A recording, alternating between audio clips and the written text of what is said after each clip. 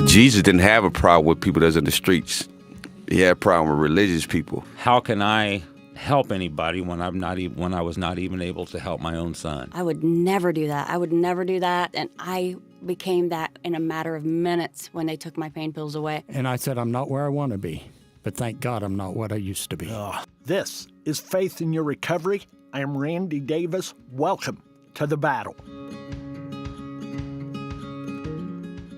Greetings and welcome. Thanks for joining us today on Faith in Your Recovery. I'm Randy Davis. I'm your host. We're thankful you're with us. Hope you let some friends know. You'll continue to listen in. You'll go ahead and subscribe. And by all means, if you have a question for myself or for a guest that I'll introduce in just a moment, go ahead. Text that in the in the spot there. We want to be able to help answer those questions. Our guest today is Julia Moles. Welcome, Julia. Thank you, Randy. Thank you for inviting me to do this today.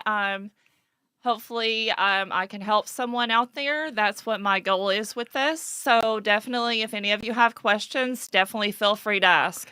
That's our overall goal, is to help those we can. Maybe just to show them a thread of light that they can follow that they've not seen before, give them the answer to their long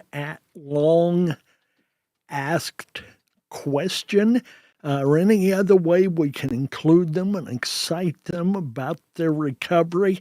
Let's go ahead. Tell the folks what life's about right now for you, Julia, and then we'll get into that backstory. Life is such a blessing for me right now. I have been clean for some time. I'm back. Long? I have been clean since March 5th. Congrats. Thank you. I am back in school. I've got a 4.0 at CTU, which is Colorado Tech University. What are you studying? I am studying criminology and also human services. My goal is to help people in recovery and to become a counselor. Awesome. That's what my goal is. I've also got Jesus in my life now, which is definitely why I'm here today. Picking me up out of that grave whenever I attempted suicide. So him being a part of my life is very important in my recovery. We want to hear about that after a while, but we'll work that in chronologically a little more, okay? Instead of doing a lot of hunting and pecking. Let's go back to early life. What was early life like for you, Julia, those elementary years? Oh, not the easiest time. I came from a family that definitely was not well off. My dad did have cerebral palsy. So even though he tried really hard to take care of us children, he struggled with that. He didn't know how to show his emotions the way that a parent should. He wasn't very caring in some aspects, to the point that a parent should be, I guess. Even though he tried, he did do the best he possibly could. He had some issues himself that carried on over. That's not really my story to tell on that one. But there was a lot of issues growing up. I was also raised in group homes because of my dad's abuse to me. And so that was a struggle. Just being raised in group homes, some of those was not the best. So some of those were actually worse than the home life.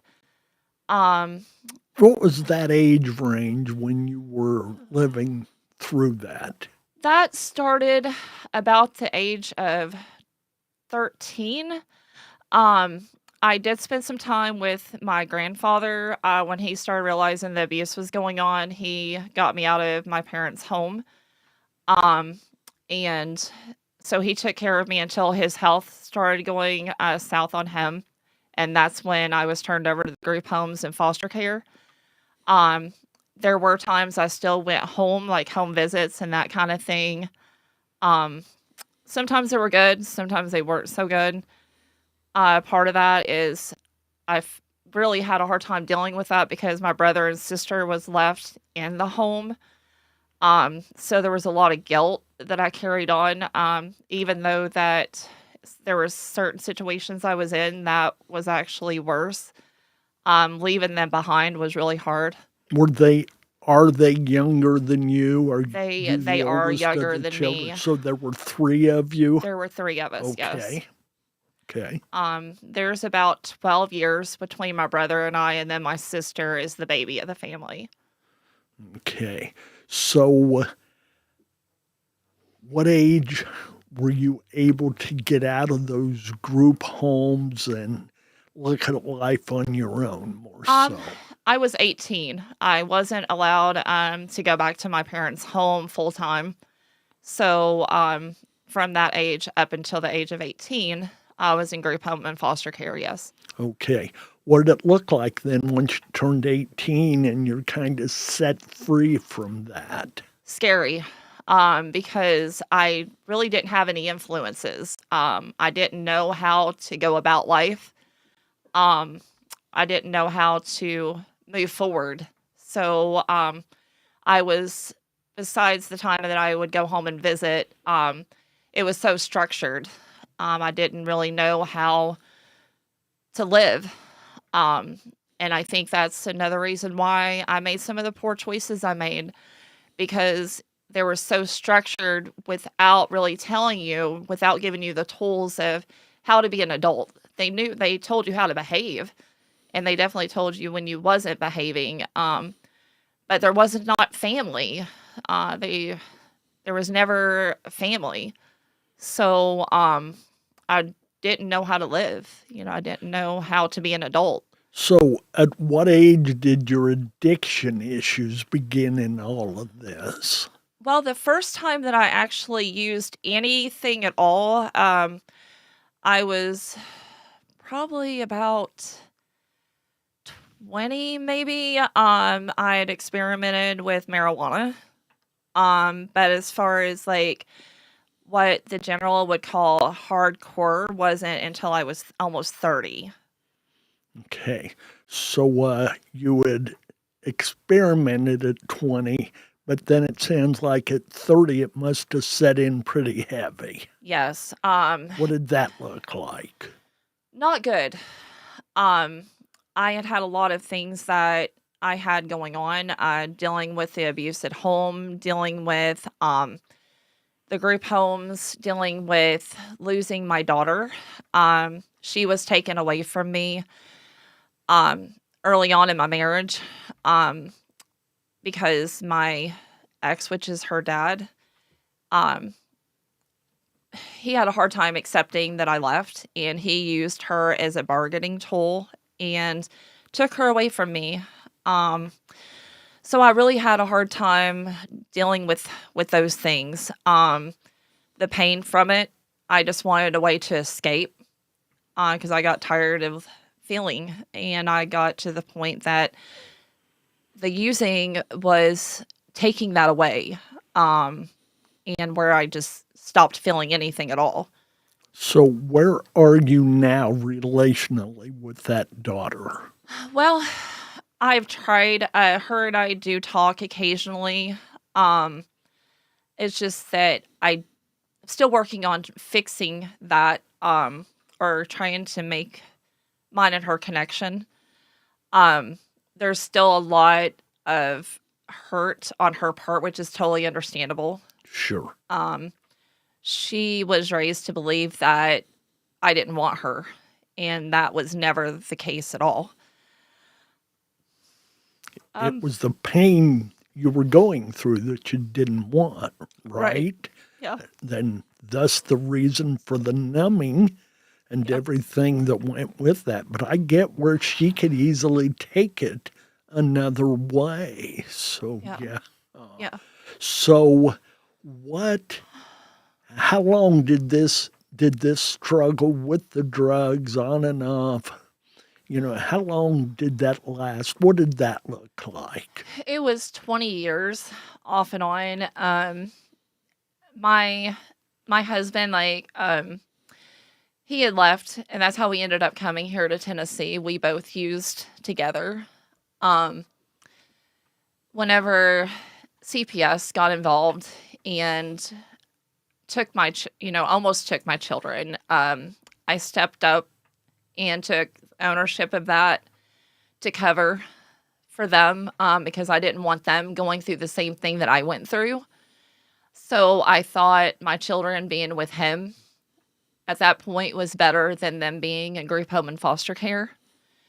So I took responsibility for that, and I was the one that decided to leave, because the CPS said that either they were going to take my kids or I had to leave and either be in foster or either go to in-house treatment or outpatient. And I decided to go with the inpatient. When I got out, I felt like I was cured at that point, and I ended up in a situation where someone I knew asked if I would go get something for them. And my husband tried to warn me not to do that because he was worried about me relapsing. This And something was a drug of a type. yes, it Okay. was a drug. Yes, it was rock cocaine. And I went and got it for him. And during this time, I decided it was like, oh, I can use it this once and I'll be okay. And that definitely was not the case how it worked out. It definitely did not work out to plan. Julia, I can't begin to tell you how many times I've heard that I can do it once. That's all it takes. Of course, you know that now. Yes. But that's all it takes. That's a word of warning to anybody who's listening. Don't tell that lie to yourself. That's not the way it goes. Okay, go ahead. Well, he ended up taking our children because I could not stay away from it at that point, because that was my escape. That's always been whenever I didn't want to deal with anything, let's go use to hide the pain. So he brought the kids here to Indiana. That's how I ended up here from Tennessee. And he tried for several months to get me to come here. And I was so involved in my using. It was like at that point in my life, because I was hurt from him leaving. I was angry at him for leaving. I was angry with myself above and foremost. And I just felt like they would be better off, if they were here and I was there. So that's why I fought on that for so long to come here. How long? Oh, From when that started to when you decided to come. it gets to the point that your days just start blending together when you're in that type of darkness. I would say maybe 5 months, maybe, if Okay. that long. That's close enough. But I did end up coming here, and when I came here, I left all that behind. The main thing that I carried with me is all the pain that I still hadn't dealt with. But when I came here, that's when I stayed clean. Stayed clean for several years, actually. And then I got involved with someone that I worked with, not like a relationship, but friends with someone. And this person, she had connections and started hanging out with her. And then there I go again, relapsed again.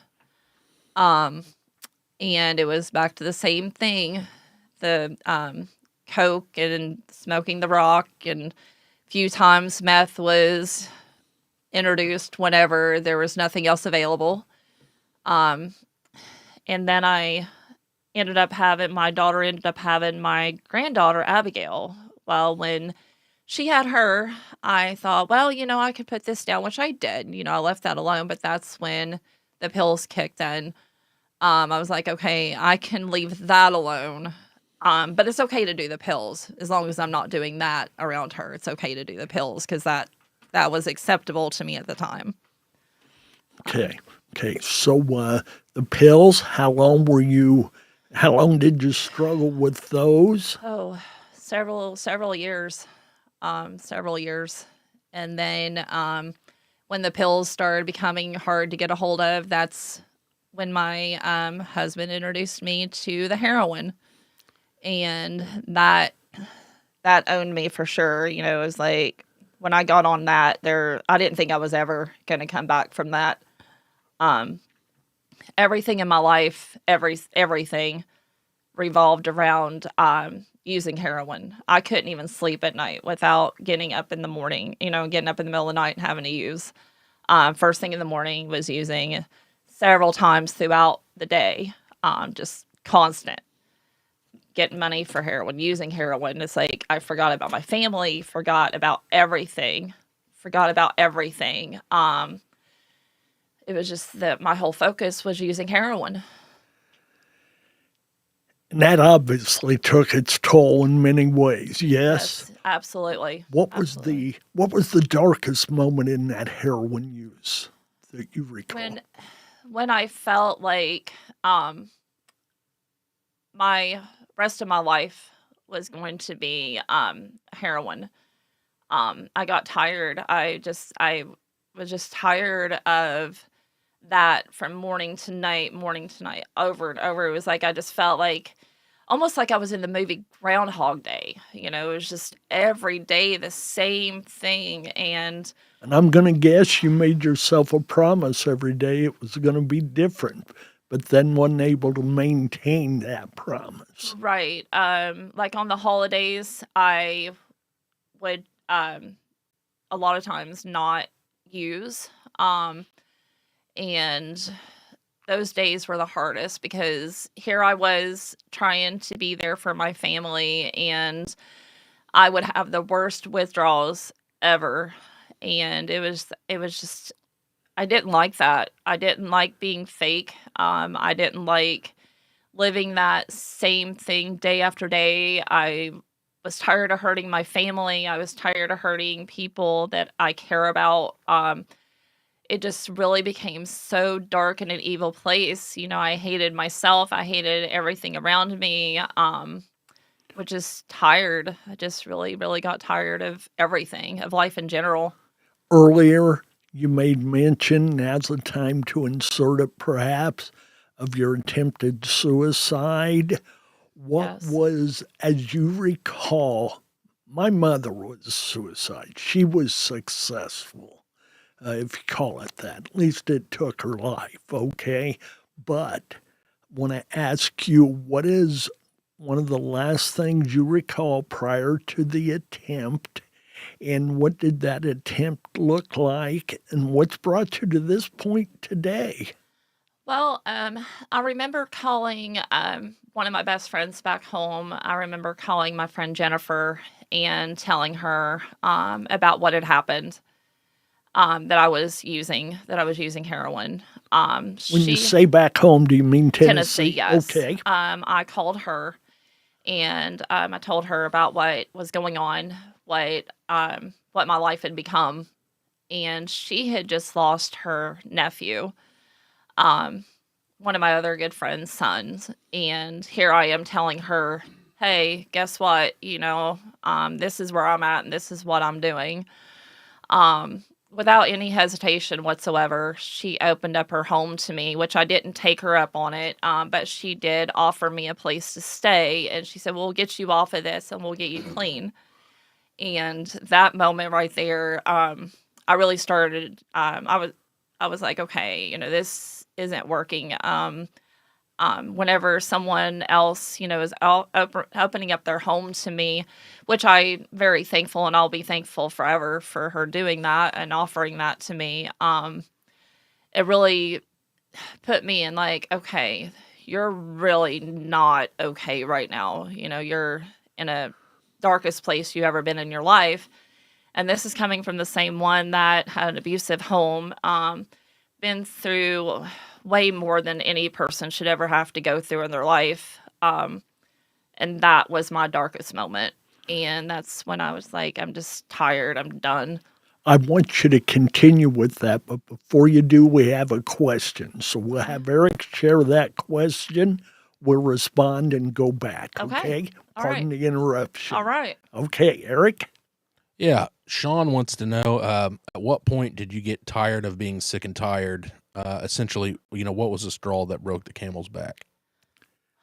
My husband and I, we had just went to go play a dart tournament, and I had a lot of flashbacks about the times that we lived in Tennessee and the things that that happened in Tennessee, the using, how I disappointed my family, how I disappointed him, and how I disappointed myself, and losing my daughter, and just everything happened. And it was after we had gotten home from that dart tournament, and I was like, I'm just tired. And I knew that I had some Unisom tablets, and there was, because I remember counting them the day before, because I used those to help me sleep from the heroin because I had a hard time sleeping with that. And I remember counting them the day before, so I knew there was exactly 36 in the bottle, and I took all 36 of those.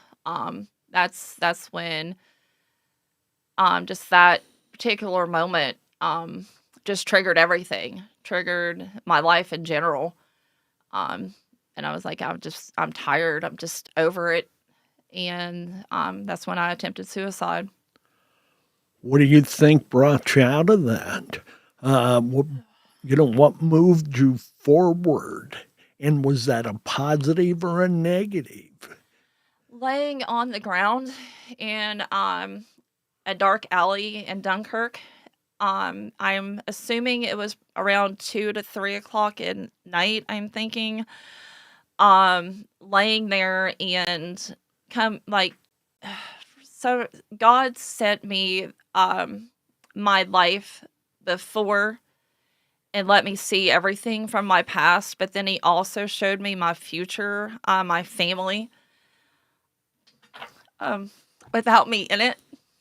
I seen my daughter talking to my granddaughter, and telling her why I'm not here.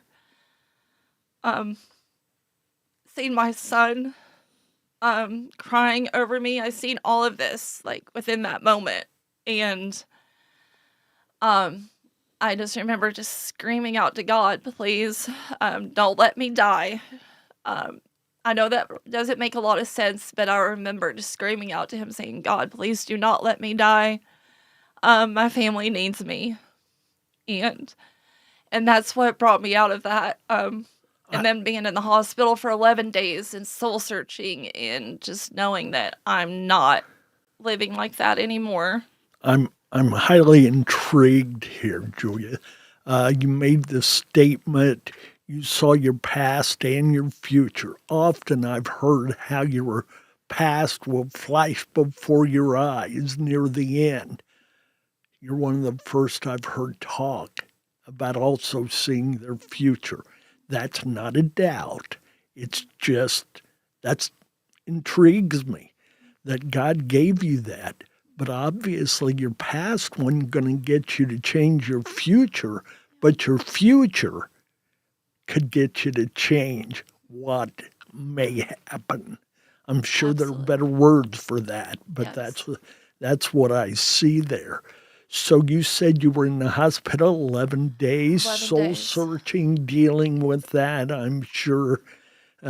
Medication, adjustment of medication, everything, probably some types of counseling, therapy, whatever. Yes. What is it then, once you stepped out of the hospital, that helped you maintain your sobriety? Seeing my daughter pull up, she's the one that came and picked me up. When I was in the hospital, I had very little communication with anybody from the outside. So when I seen my daughter pull up and her and her husband, now they wasn't married at the time, but seeing both of them pull up, it's like they deserve so much better than this. I deserve so much better than this. My family overall deserves so much better than how I was living. Just that, especially that particular moment, I was so happy to see them, and I'm so grateful that those are the ones that picked me up, because that was definitely a moment that was like, this can't go on anymore. I knew at that moment, once I walked out of that hospital, that it was just done. You know what? You mentioned there how important it was that it was them.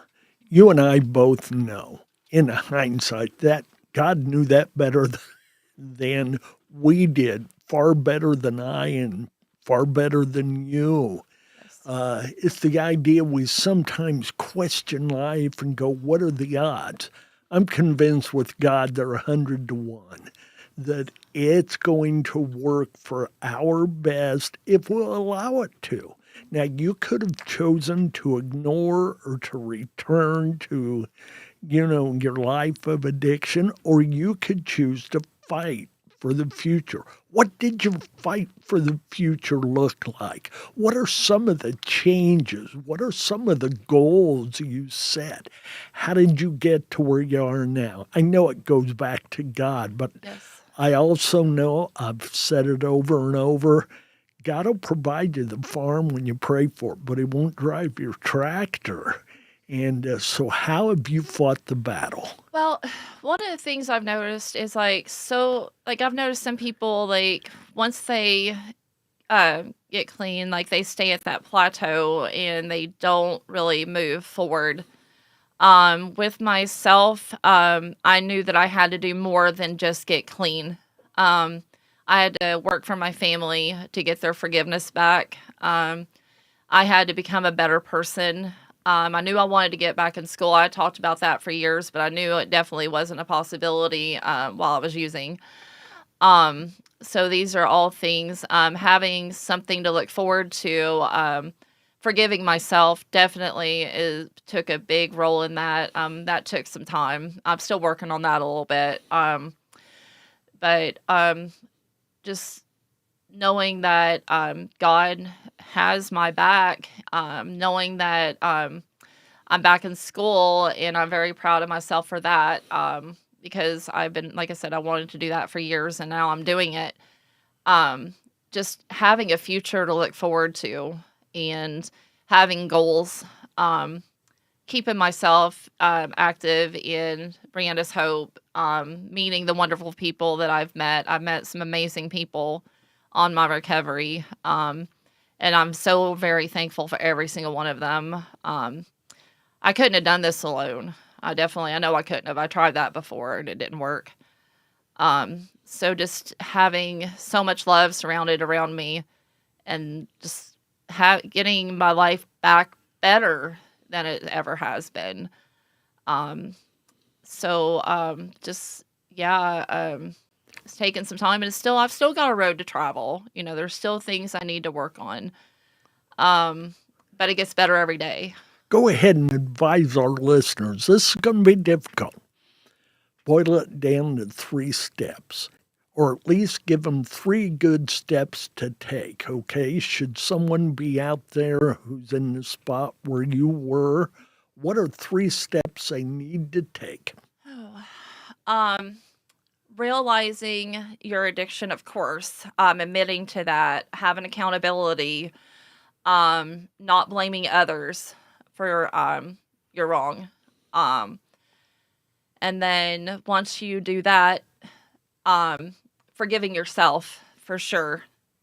And then the third thing is not staying at that plateau, knowing that you have a future, knowing that you can move past the addiction. You don't have to live there. You definitely don't have to stay in that. You can move past that, and you can be the person that you've wanted to be but didn't know how during your addiction. That is the 3. That would definitely I like that. Yeah. I like number 3 there. Get off the plateau. You can visit there. Don't live there. Keep climbing. There's a mountaintop, and you need to experience that moment. And you can't live on the mountaintop either. You're going to be back to the plateau and in the valley. That's called life. Yes. But it's up to us to, to white knuckle it, to pray our way through it, whatever it takes to get to the mountaintop and experience that. And just as you said, to know there's more, to know there's something better. What is it you would want to say to parents who are maybe raising their own Julia at this time, regardless of what their child's name may be? Show them that you love them. Sometimes it's hard. It's hard to be the parent that we want to be. I'm the poster child for that one because I always wanted to be a better parent, but couldn't. Definitely because of my addiction. Just being there for your children, even on your bad days. Be there for your children and love your children. Regardless of what you have going on, just be there. Be there. You made a comment earlier about how you would, there'd be holiday events with the family. It sounds like you were maybe physically there, but there was no other part of you there. You're That's going right. through those withdrawals and all the different aspects of that struggle that goes with it. So yeah. What is it that you would want to tell someone who's in your shoes? How can they find themselves near that mountaintop? How can they get off of that plateau? Forgiving yourself. Definitely forgiveness. Because that was one of the things that I really struggled with is because I seen what I put my children through. And it's hard. It's hard to forgive yourself. Does that hurt you more than what you put yourself through? Oh, yeah. Oh, Okay. yeah, definitely. Hey, we've got another question. Let's get that from Eric. Eric? Yeah, this is from Desi. Did the entire family forgive you and accept you back? And then how did you work towards repairing those relationships? Good question, Desi. Thank you. There's some people in my family that still struggle with forgiving me because they've seen me fall before. Like I'd get clean and then I'd relapse. They're expecting it again. They are. But I remember my daughter, Heather, she went to a meeting and it really touched my heart when she said it. She said, Mom, you're doing things different this time. And I am, I'm putting that extra effort out there. Because before I just stayed on that plateau. I was like, okay, I'm clean. But I wasn't doing anything else. I stayed clean, but I was still dealing with so much and didn't really move past that. It's one thing to be abstinent from using versus living life as it's meant to be lived. And until you make the changes you want to see, you're not going to reach that point. Right. So all of that plays into it. What's a couple of goals? Now, I know you want to finish school. That's an obvious one, but what's a couple of goals that you're really straining to reach that you believe will even make your recovery stronger and more successful? I want my closeness to God to get better. That is definitely a goal. Because once I have that connection with God the way I need it, He's going to take care of the rest. Working with my family, getting my family the way I've always wanted it to be. Yeah, we're together. And things are better. But they're still not where I want them to be yet. And I think God will help us through that. So you believe it'll get there? Oh, absolutely. It will. Not a tomorrow process, but it can be done. Absolutely. Amen to that. And I agree Amen. with you 100%. Julia, is there anything else that you want the folks to know of your story or something to give them hope? What is a scripture that's seen you through? Or yeah, My favorite song is Amazing Grace. Ah, God has given me so much grace and forgiveness, and I strongly believe, like, if you're in recovery, find your higher power. Mine was God. I know some don't believe in God, and that's totally understand. It's like you have to do it on your own time. But yeah, just find your higher power for sure, whatever that may be.